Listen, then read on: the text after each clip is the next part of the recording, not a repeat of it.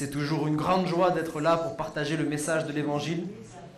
On est toujours très heureux de, peut-être pour certains, découvrir ces choses, pour d'autres se les remémorer. Et le message de l'Évangile, c'est un message qui périme jamais.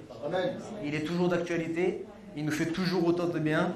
Pour ceux qui lisent la Bible depuis des années, on peut tomber peut-être pour la 100e fois, sans exagérer, sur le même passage. On l'a lu 100 fois, mais au bout de la 101e fois, il nous fait encore du bien. Amen. Et c'est là où on voit que la parole de Dieu, elle est vivante. Ce n'est pas juste des écrits, ce n'est pas juste des paroles. C'est une parole vivante, c'est une parole efficace qui peut vraiment bouleverser nos cœurs. Et ce soir encore, on veut plonger nos regards dans cette parole. On a un petit peu parlé dernièrement de un seul. On a vu ensemble qu'il y avait un seul nom, vous vous souvenez? C'est qui le nom? C'est quel seul nom? Le nom de Jésus. Un seul nom par lequel nous devions être sauvés, le nom de Jésus. Il n'y a que ce nom qui sauve. Vous pouvez chercher partout ailleurs, vous pouvez courir, traverser la terre en long, en large, en travers, faites ce que vous voulez, vous ne trouverez pas un autre nom qui sauve. On a vu ensemble qu'il y a des noms qui peuvent apporter un peu la guérison, le nom d'un grand chirurgien, le nom d'un médecin qui est quand même réputé, qui peut nous aider un petit peu, nous raccommoder un petit peu le corps. On a le nom de certaines personnes qui peuvent nous permettre de partager un moment de joie pendant un petit moment. Il y a des noms comme ça qui peuvent nous apporter quelque chose d'éphémère, de passager. Mais le seul qui peut nous sauver véritablement, c'est Jésus-Christ. On a vu qu'il y avait aussi en plus de ça qu'un seul médiateur, Jésus-Christ.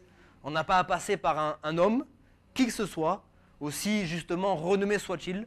On ne passe pas par un homme, ni qui est vivant, ni un homme ou une femme qui est passé avant nous et qui est mort aujourd'hui, que l'on a peut-être sacralisé, saint ceci, saint cela. On ne prie pas les saints, on ne prie pas les morts, on ne prie personne d'autre que Jésus. On prie d'ailleurs le Père dans le nom de Jésus. Il faut comprendre cette nuance, et souvent je donne un exemple très pratique. Vous allez dans un endroit, souvent je donne l'exemple de Jacqueline, excusez-moi, hein. C'est pas que je fais la publicité, c'est que j'ai pas d'autres exemples. Imaginons, vous savez que Jacqueline, elle a un snack.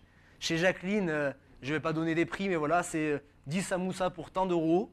Mais voilà, vous n'avez pas les moyens, et vous dites à Jacqueline, je viens au nom de Kevin. Elle dit, ah, c'est mon pasteur. C'est bon, je vais te faire 0,5%. Ça, c'est pour que vous évitiez demain d'aller tous au snack. Hein. Parce que si vous connaissez et que vous venez au nom de, ça ne veut pas dire que vous priez Kevin. Vous venez au nom de Kevin. Vous vous adressez à Jacqueline, mais au nom de quelqu'un. C'est ce qu'on fait en fait. On prie le Père au nom de Jésus parce que c'est lui qui a tout accompli pour nous.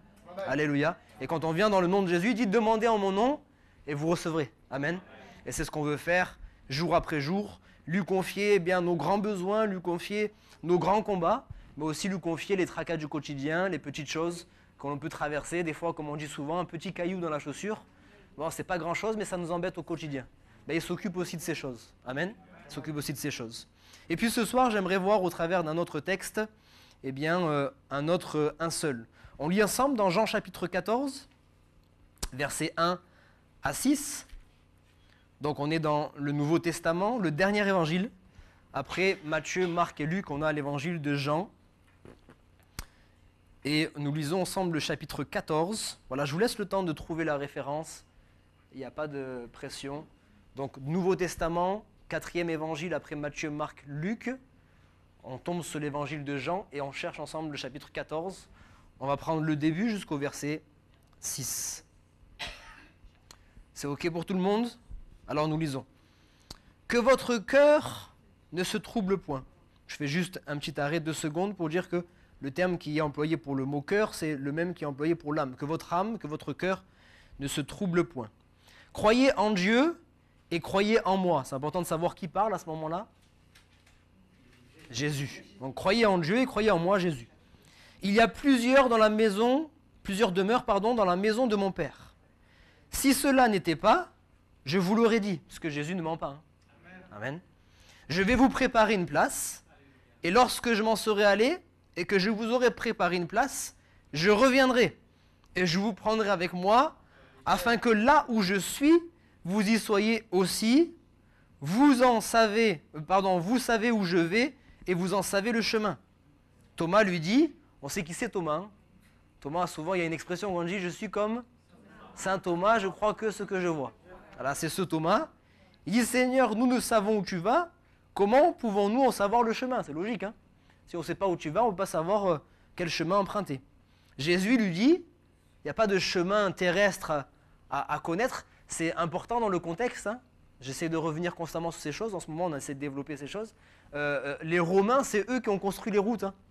La plupart des routes, donc dans leur contexte, ils savaient ce que c'était des routes parce que les Romains étaient en train de frayer des chemins, donc avec tout ce qu'ils sont en train de construire comme route, c'est laquelle? Il dit non, mais c'est pas ici, hein. Il répond au verset 6, « Je suis le chemin, la vérité et la vie, nul ne vient au Père que par moi. Amen. » Que le Seigneur nous aide à comprendre véritablement ce que le Seigneur a voulu nous enseigner dans ces quelques paroles. Et j'aimerais m'arrêter avec vous sur quelques points. Il dit d'abord, au début de ce discours, que votre cœur ou que votre âme ne se trouble pas. Seigneur, c'est gentil, facile à dire, mais pas facile à faire. C'est bien gentil que tu me dises, Seigneur, que mon cœur ne se trouble pas, mais chaque jour sur ma route, je rencontre des situations et des événements qui font que, automatiquement, en réponse, mon cœur commence à se troubler. Parce qu'il y a tellement de choses qui peuvent nous troubler. Je pense à notre frère Jean, on priera pour lui à la fin de la réunion, pour ceux qui en ont besoin. Un bilan sanguin, mauvais bilan sanguin. Mon cœur commence à se troubler. Un coup de téléphone d'un membre de la famille, je pense à notre frère Claude, le cœur peut commencer à se troubler. On va sur nos comptes où on reçoit le compte en banque, un problème, notre cœur commence à se troubler. On allume la télévision, la guerre pas très loin, notre cœur commence à se troubler. Il y a tellement de choses qui sont là dans notre vie et qui peuvent faire que notre cœur se trouble. Alors Seigneur, tu ne peux pas me demander que mon cœur ne se trouble pas.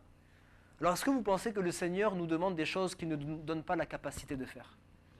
À chaque fois que vous découvrirez dans la parole de Dieu, chaque fois que vous lirez dans la Bible une parole du Seigneur, s'il vous demande, c'est qu'il vous donne aussi la capacité de le faire.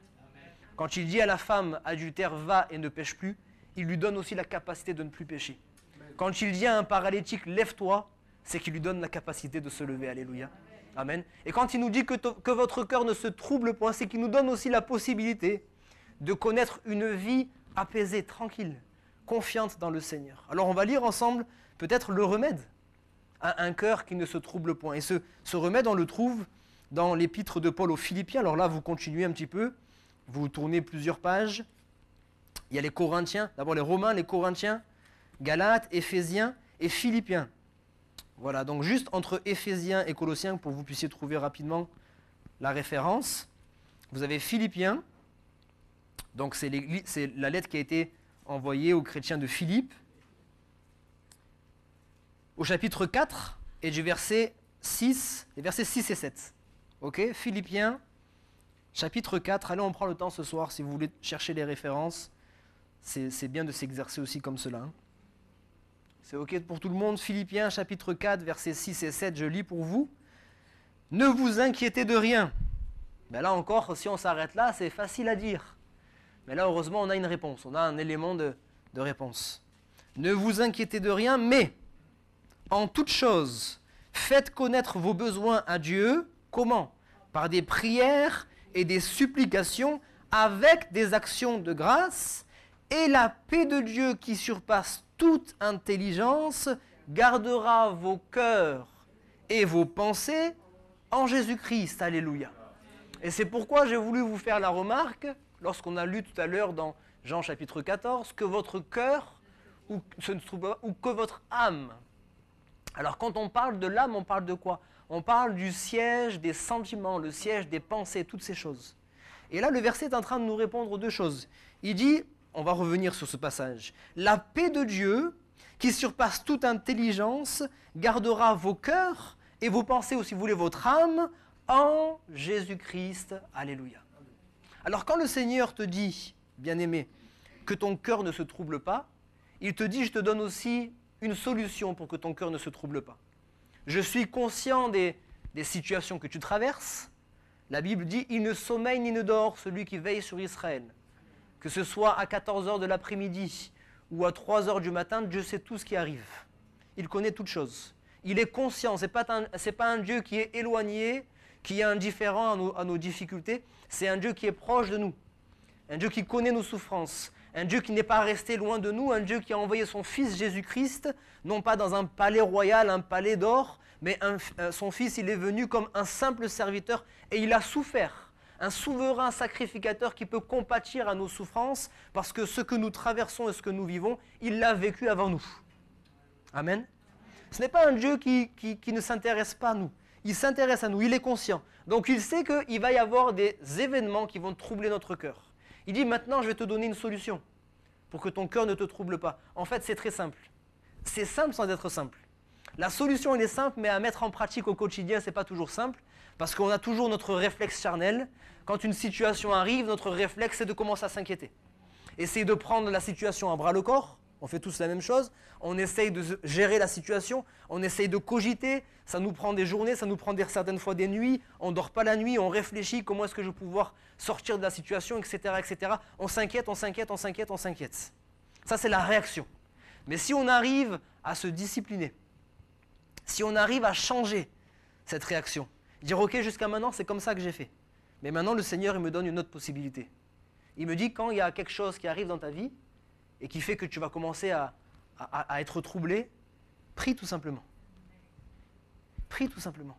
Il ne te demande pas de faire un pèlerinage, il ne te demande pas de réciter des prières par cœur pendant des heures et des heures, il ne te demande pas de faire des choses pas possibles. Il te dit tu viens, je fais un lien avec Matthieu 6,6, même si au moment où il y a l'épreuve, la situation, ce jour-là il n'y a pas de réunion, c'est pas grave, on n'a pas besoin d'être à l'église pour prier. Amen. Il dit tu vas dans ta chambre, tu fermes la porte, et si ce n'est pas dans la chambre, c'est dans la salle de bain. Si ce n'est pas dans la salle de bain, c'est ailleurs, peu importe. Tu vas dans un lieu et tu pries ton Père qui est dans le secret. Et ton Père qui voit dans le secret va te répondre. Amen. Tu pries simplement, tu dis, Seigneur, regarde la situation qui arrive. Moi, je n'ai pas envie de m'inquiéter. Je sais que tu es mon Dieu. Je sais que si cette situation est plus grande que moi, effectivement, toi, tu es plus grand que cela. La montagne, elle est plus grande que moi, mais toi, tu es plus grand que la montagne. Amen. Donc, viens, s'il te plaît, que ta volonté se fasse. Et comme je dis souvent, j'aime cette parole parce que c'est des paroles qui sont dans un chant qu'on n'a pas traduit en français, un chant américain, qui dit voilà, lorsque la montagne se dresse devant moi, tu peux me donner la foi pour lui ordonner de se déraciner, de se jeter dans la mer. C'est-à-dire des fois devant la situation, c'est le miraculeux, mais si tu ne me donnes pas cette force-là ou cette foi-là, tu me donnes la force de la gravir. Amen. Dans tous les cas, je vais trouver une solution. Si elle ne se déracine pas devant moi, tu me donneras la force de la gravir. Et il y a des épreuves dans lesquelles on a la foi et il y a un miracle qui se passe et il n'y a plus l'épreuve. Et des fois, l'épreuve, elle reste, mais Dieu nous donne la force de traverser cette épreuve. Amen. Alors Seigneur, je veux simplement me placer devant toi et te dire, Seigneur, tu connais toutes choses. Voici la situation, s'il te plaît, prends-la en main. Amen. Que votre cœur ne se trouble pas, mais en tout temps, faites toutes sortes de prières. Des supplications et des actions de grâce. Souvent, je m'arrête sur ça et c'est important de revenir sur ces choses. Parce que, et je le dis en souriant, mais c'est tellement vrai, surtout nous les Français, quand je dis nous les Français, j'englobe tout le monde. Si vous êtes là depuis plus de 6 mois, vous êtes déjà Français. Vous avez déjà adopté la mentalité française. C'est dans ce sens-là que je dis vous êtes déjà Français. Parce qu'on adopte vite la mentalité française. Je peux avoir des origines, mais je suis Français très rapidement. Et le Français, qu'est-ce qu'il est? Il est râleur. C'est pas vrai ça? On peut le reconnaître ou pas? On est râleur. Il faut dire les choses comme elles sont. On est râleur, on est pessimiste, on est toujours là en train de revendiquer, etc., etc. Donc on est toujours en train de demander et demander et demander. Et des fois on oublie de s'arrêter pour dire attends mais c'est vrai que j'ai encore ça que je n'ai pas encore reçu. Mais entre-temps le Seigneur il a commencé à me donner. Amen. On a 10 sujets de prière et on s'arrête sur les 3 sujets de prière qui n'ont pas été exaucés. Mais il y en a 7 autres qui ont été exaucés. Amen. Est-ce que je me suis arrêté un instant pour dire Seigneur merci pour ces choses que tu m'as données et je sais que les autres elles vont venir aussi en ton temps. Alléluia. C'est pour ça qu'il dit avec des actions de grâce. Je te demande ce que je n'ai pas encore reçu, ça c'est la prière, mais je te dis merci aussi pour ce que j'ai déjà reçu, ça c'est l'action de grâce. Amen. Et la paix de Dieu, pas la paix du monde, la paix de Dieu gardera vos cœurs et vos pensées en Jésus-Christ. Tout à l'heure on priera, mais Lysia, mais la paix de Dieu, c'est la paix de Dieu qui peut être là à n'importe quel moment. On n'a pas besoin de l'imposition des mains pour ce genre de choses. On place notre confiance en le Seigneur et la paix de Dieu nous envahit. Alléluia. Jésus va dire à un homme un jour, c'est dans un contexte assez particulier, cet homme il est parti chercher Jésus, sa fille elle est à l'extrémité, c'est-à-dire elle est vraiment en train de mourir, elle est dans un mauvais état, il a le bon réflexe, pour le coup il a le bon réflexe, au lieu de s'inquiéter et rester à côté de sa fille à s'inquiéter, il a le bon réflexe, il court chercher Jésus, Seigneur, vraiment, s'il te plaît, si tu peux faire quelque chose, viens, pose-lui les mains, ma fille sera guérie. Le Seigneur dit ok, il commence à avancer. On sait que les chemins, ils n'étaient pas si faciles. Entre-temps, il y a une femme qui est malade depuis 12 ans, qui touche le Seigneur. Elle est guérie instantanément, mais du coup, le Seigneur, il s'arrête pour engager une discussion avec elle. Et pendant tout ce temps-là, ce temps qui est un peu perdu, une délégation vient de la maison pour lui dire « Jairus, c'est terminé. N'importune plus, n'embête plus le Seigneur, c'est fini, ta fille est morte. » Rentre à la maison pour faire l'ensevelissement, mais c'est terminé. C'est quand même, là, il y a de quoi être troublé. Hein. Là, il y a de quoi être troublé. C'est une petite fille de 12 ans. En plus, on ne peut pas lui dire « Ouais, t'as pas eu la bonne réaction, t'as pas fait ce qu'il fallait. » Il a fait tout ce qu'il fallait. Si on reste dans les raisons, on se dit « Ouais, juste une question de temps. J'étais à 2 doigts de sauver ma fille, et ma fille, elle est morte. » C'est terrible, hein. Et c'est dans ce contexte-là, que vous pouvez facilement imaginer que le Seigneur va dire à Jairus, ne crains pas, crois seulement. Il n'a pas fait tout un discours théologique, hein. Il n'a pas essayé par une prédication d'une demi-heure, essayer de l'encourager, de le fortifier. Une phrase, une parole. Jairus, il dit la même chose à chacun d'entre nous selon la situation que nous sommes en train de traverser. Ne crains pas, crois seulement. Ne crains pas, prie seulement, avec Philippiens. Ne crains pas, crois seulement. Oui, mais croire en quoi? Croire en quoi? On continue. Il donne la réponse. Il dit, croyez en Dieu et croyez en moi. Croyez en Dieu plus que toute autre chose. Voilà pourquoi la Bible dit, la prédication de l'Évangile, c'est une folie. Les choses de Dieu, c'est une folie, bien-aimés. C'est une folie pour les gens de ce monde. Il y a un moment donné où il faut être, d'une certaine manière, fou pour les gens de ce monde. Quand vous croyez tellement en la parole de Dieu que les gens ils vous disent « Mais à un moment donné, sois un peu raisonnable. Ton médecin, il t'a dit, toi, t'es rien. Ton médecin, il a fait 10 ans d'études. Il t'a dit que tu ne peux pas être guéri. Ta maladie, elle est incurable. Ça fait des années qu'il cherche un remède pour ta maladie. On ne peut rien faire. Quand un os, il est brisé, il est brisé. Il ne peut pas se ressouder. Il va falloir t'attendre pendant 6 mois. Mais le Seigneur, il peut, en un seul mot, une seule parole, en une seule prière, ressouder l'os. Alléluia. Il peut guérir le diabète, il peut guérir le cancer. On te dit, oui, mais de toute façon, c'est comme ça. Une femme stérile, elle ne peut pas avoir d'enfant. C'est comme ça, une femme stérile ne peut pas avoir d'enfant. Oui, mais combien de stériles ont enfanté? Alléluia. Combien de stériles ont enfanté? Il y en a un paquet, hein. Et je ne parle pas du temps d'Abraham, je ne parle pas du temps de nos pères, hein. Je parle de notre génération, des stériles qui ont enfanté. Alléluia. Dieu est bon. Lorsque les hommes nous disent non, il n'y a plus rien à faire pour ton cas, hein, c'est pas vulgaire, mais on dit cassos aujourd'hui, cas social. On ne peut rien faire pour vous, c'est une case, on ne peut rien faire pour vous, on tire un trait. Le diable il vient et le diable il vient avec tellement de mensonges. Il a commencé en Éden déjà. Non, si vous mangez de ce fruit, waouh, ce sera la belle vie. Et le diable il essaye de te détourner des voies de Dieu. Ouais, c'est bien beau d'aller à l'église, ouais, ça te fait du bien, mais je vais te donner autre chose, viens avec moi. Si jamais tu fais ça là, si jamais tu prends ça, tu seras heureux, tu seras heureuse. Si jamais tu prends telle décision, si jamais tu vas à tel endroit, tu seras heureux, tu seras heureuse. Et si tu crois dans les mensonges du diable, non seulement tu ne seras pas heureux, tu ne seras pas heureuse, mais tu seras encore plus malheureux et plus malheureuse. Parce que le diable est un menteur. Il ne peut faire autre chose que mentir. Il n'est là que pour mentir, il n'est là que pour tromper, il n'est là que pour nous accuser. Mais le Seigneur, il ne ment jamais. Le Seigneur, il ne ment jamais, c'est pourquoi on va en parler dans un instant. Lorsqu'il dit « Venez à moi », il dit « Venez à moi, vous qui êtes fatigués et chargés, je vous donnerai du repos ». Il dit « Venez à moi, vous qui avez soif, et je vous donnerai de l'eau de vie ». Mais il dit aussi les conditions, les réalités. Si tu viens avec moi, tu vas me suivre sur le chemin. Et mon chemin, il est étroit, il est resserré. Je ne t'ai pas dit que ça allait être simple. Je ne t'ai pas dit que tu allais avoir que des amis, tu seras certainement même persécuté à cause de la foi. Le Seigneur ne ment pas. Il ne dresse pas un tableau tout rose avec seulement que des bons points. Il explique aussi les conditions, il explique aussi les choses que nous aurons à traverser en tant que chrétiens, en tant que croyants. Et plus le temps passe, plus les croyants seront d'une certaine manière, d'une manière ou d'une autre persécutés. D'une manière ou d'une autre. Peut-être pas physiquement, mais d'une manière ou d'une autre, nous serons de plus en plus persécutés. À nous de choisir, à nous de faire le choix. Qui est-ce que nous voulons suivre? À qui nous voulons plaire? Si nous sommes amis du monde, obligatoirement et automatiquement, nous devenons ennemis de Dieu. On ne peut pas être neutre.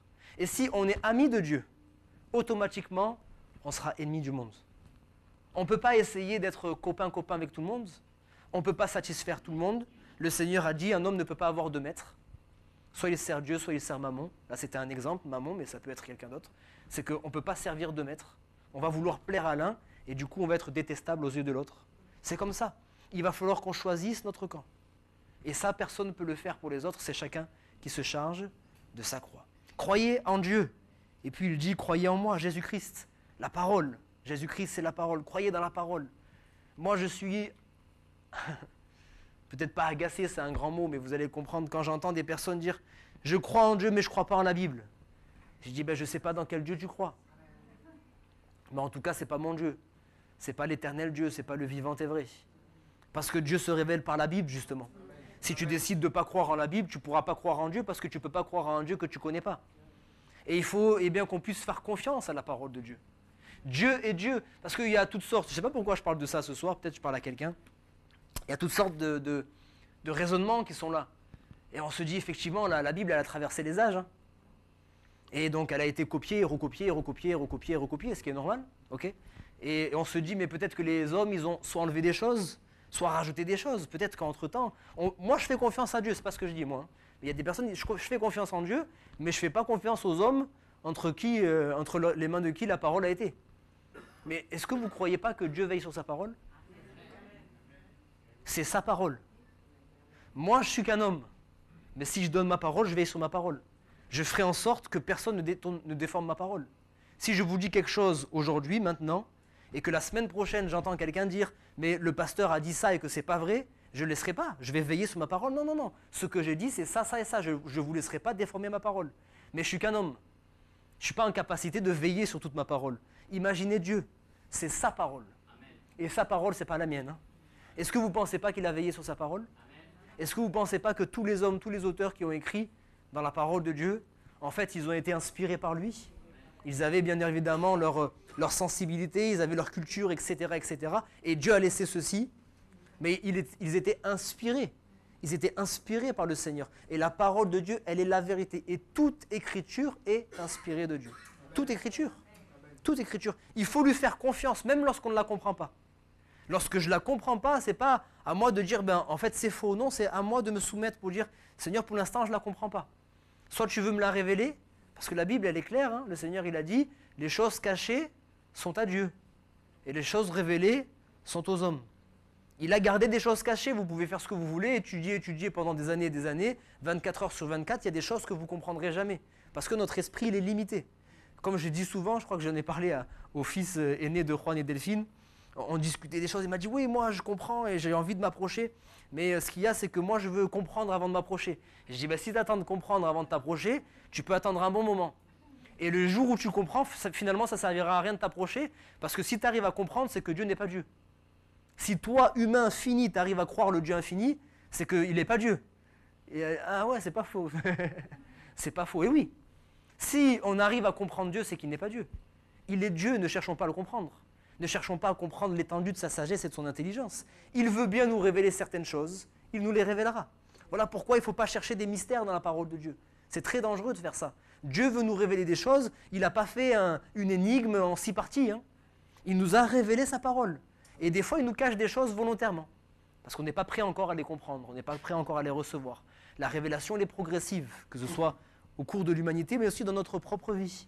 Il y a un texte qu'on va lire 10 fois, on va être aveuglé, et la 11e fois, parce qu'on est dans une circonstance où c'est le moment de la comprendre, c'est comme si nos yeux d'un coup, paf, ils s'ouvrent. Mais j'avais jamais vu, mais c'est tellement logique, ça vous est arrivé? Comment j'ai fait pour passer à côté de ça? Mais c'était juste pas le moment. C'était juste pas le moment. Et quand c'est le moment, Dieu nous ouvre les yeux. C'est ça la révélation. C'est ça la révélation. D'un coup, il y a le voile qui était sur nos yeux qui est ôté.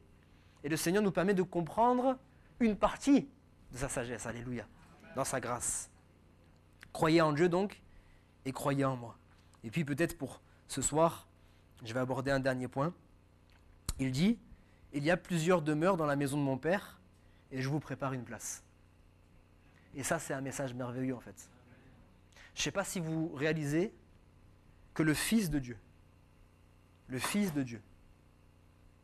est venu sur cette terre, et la Bible nous dit que pour le Fils de Dieu, le Saint, il n'y avait pas de place.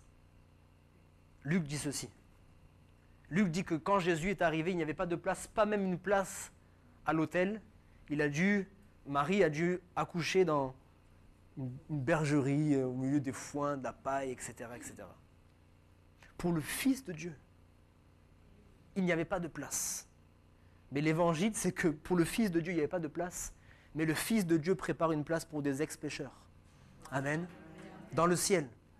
Il n'y avait pas de place pour Jésus sur la terre, mais lui, il nous prépare une place dans le ciel de gloire, alors que nous étions que des pécheurs et que nous ne méritions rien.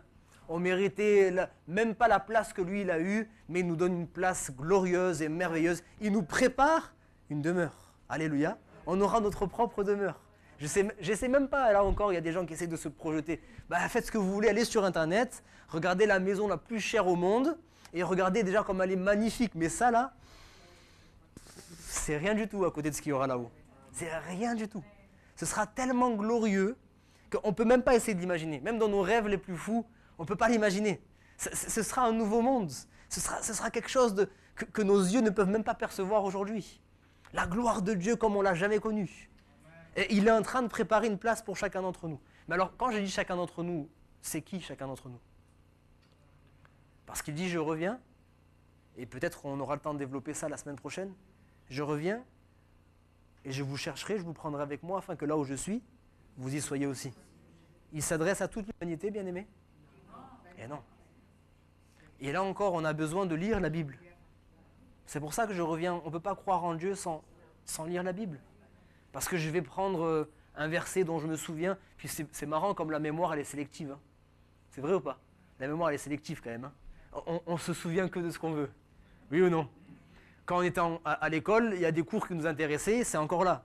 Il y a des cours qui ne nous intéressaient pas du tout. Bon alors là, ça vous est arrivé peut-être quand vous avez vos enfants, vous faisiez les devoirs avec eux, il y a des choses, c'est loin derrière. Mais il y a des choses que vous avez retenues. Il y a des choses que vous avez retenues. Et là, c'est pareil, lorsqu'on ne fait que écouter la parole de Dieu, c'est bien d'écouter la parole de Dieu. C'est bien parce qu'il y a un enseignement, encore faut-il que cet enseignement il soit basé sur la parole. Attention à ce qu'on vous prêche, attention à ce qu'on vous enseigne. Attention là où vous allez, attention à ce que vous entendez, attention à ce que vous écoutez même sur Internet. C'est pas qu'il faut écouter que le pasteur Kevin Dietrich, je ne suis pas... Ok, mais il faut toujours s'appuyer sur la parole de Dieu. Amen.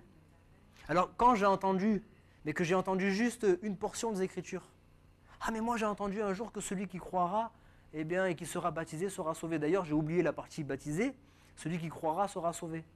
Éphésiens chapitre 2, verset 8, c'est par grâce que vous êtes sauvés par le moyen de la foi. Ah moi j'ai retenu ça, Marc chapitre 16, verset 16. Hein, celui qui croira et qui sera baptisé sera sauvé. J'ai retenu que ça, moi. J'ai retenu que ça. C'est ça qui m'intéresse. Oui, mais il y a d'autres choses dans la parole de Dieu aussi. Il y a d'autres choses dans la parole de Dieu. Pas prendre que ce que je veux. Ah, j'ai entendu dire que le Seigneur, il va revenir, il va nous prendre avec lui. J'ai lu, hein, là où je suis, vous y soyez aussi. Vous, c'est moi? Non, c'est pas moi, pas forcément. Il est en train de parler à ses disciples. Il est en train de parler à ceux qui ont tout quitté pour lui. Est-ce que j'ai tout quitté pour lui? Il est en train de parler à ceux qui ont accepté de dire, maintenant je ne mène pas ma vie comme je veux. Maintenant je décide de te suivre, toi Jésus. Et c'est pour ça qu'il est en train de parler du chemin. Parce que jusqu'à maintenant, je l'ai suivi sur un chemin physique, terrestre. Ça fait 3 ans qu'ils sont en train de le suivre. On est vers la fin de son ministère. Ça fait 3 ans qu'ils ont suivi Jésus partout dans les chemins, terreux, etc., etc. Et puis il est en train de leur dire, je vais partir maintenant. Je m'en vais. Mais il vous est avantageux que je m'en aille, parce que si je ne m'en vais pas, je ne pourrai pas vous envoyer le consolateur. Mais si je m'en vais, je prierai le Père pour qu'il vous envoie le consolateur, etc., etc. Vous connaissez ces passages. Alors il dit, voilà, maintenant que je vais partir, vous devez continuer à me suivre. Seigneur, on te suit comment? Et c'est là où il va le dire, c'est dans ce contexte qu'il va leur dire, je suis le chemin, la vérité et la vie.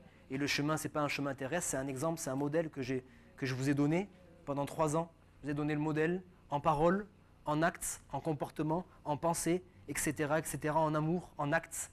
Je vous ai montré le chemin, je vous ai montré l'exemple, vous devez suivre le même chemin. Et ce ne sera pas toujours simple. Vous aurez besoin de quelqu'un. Et ce quelqu'un, c'est celui que je vais vous envoyer, le Saint-Esprit. Amen. Alléluia. On n'a pas eu le temps de terminer, mais c'était important de terminer sur cette pensée. Bien-aimé, bien-aimé, il faut qu'on soit prêt. On aura le temps de développer ça la prochaine fois, mais il dit « je reviens ». Il revient quand? Personne ne sait. Personne. Ceux qui étaient justement auprès de Jésus se sont dit « bon, on en profite, on a Jésus avec nous ». On va lui poser la question, il va nous dire, il dit, personne ne le sait. Jésus va le dire, personne ne le sait. Ni les anges, ni même le Fils. Dieu seul le sait, seul le Père le sait. Seul le Père le sait, personne ne sait quand. La seule chose qu'on sait, c'est que justement ça viendra au moment où on ne s'y attend pas. Il dit il viendra comme un voleur. Et il y a quand même des éléments. Il y a quand même des éléments. Et dans ces éléments, il y a quoi? Les bruits de guerre. Alors on me dira, mais ce n'est pas les premières guerres qu'il y a. C'est vrai. Ah oui, c'est sûr. Mais plus il y a des guerres qui avancent et plus le temps avance, plus le Seigneur il avance aussi. C'était pas à la guerre 14-18, c'était pas à la guerre 39-45, mais c'est peut-être quand on entend ces bruits de guerre, avec tout ce qui est en train de se passer en plus de cela, avec tous les autres signes, qu'il faut se préparer. C'est pas parce que je ne sais pas ce qui va arriver dans 2 minutes, je termine sur ça. Vous avez quelqu'un, vous savez qu'il va arriver d'une minute à l'autre. Vous ne savez pas à l'heure exacte. Mais vous savez, il vous a dit en fin de journée. D'accord? Est-ce que vous me suivez pour l'instant? Il n'a pas donné une heure exacte, il a dit en fin de journée. Donc tant qu'il est 11h du matin, il est midi, il est 1h, il est 2h, ça va, on a le temps. Mais par contre, quand il commence à être 16h et 17h, même si je ne sais pas s'il va arriver à 17h ou à 18h, mais il arrive en fin de journée, on ne commence pas à se préparer, on va attendre le dernier moment, et bien si tu veux attendre le dernier moment, c'est quand même dommage pour toi parce que tu auras été prévenu. Et quand il arrivera, il ne t'attendra pas. Il va frapper à la porte et si tu n'es pas prête et que tu dis attends 2 secondes tant que je range la maison, c'est comme la bien-aimée dans le livre des Cantiques, il est venu frapper à la porte, elle a attendu, quand elle est venue ouvrir la porte, il n'y avait plus personne. Pareil pour les vierges, elles s'étaient endormies, elles n'étaient pas prêtes. Bien-aimé, le Seigneur, il dit j'arrive bientôt. Il n'a pas dit l'heure exacte, il n'a pas dit le jour exact, mais il a dit il y a quand même des éléments qui te permettent de savoir que j'arrive bientôt. Est-ce que tu es prêt aujourd'hui? Et si tu es prêt aujourd'hui et qu'il ne revient pas aujourd'hui, merci Seigneur, tu continueras à faire ta vie mais avec le Seigneur.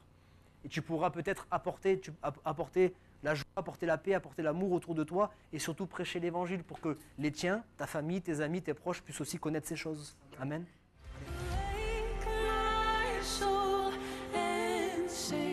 Sing his praise aloud. Sing his praise.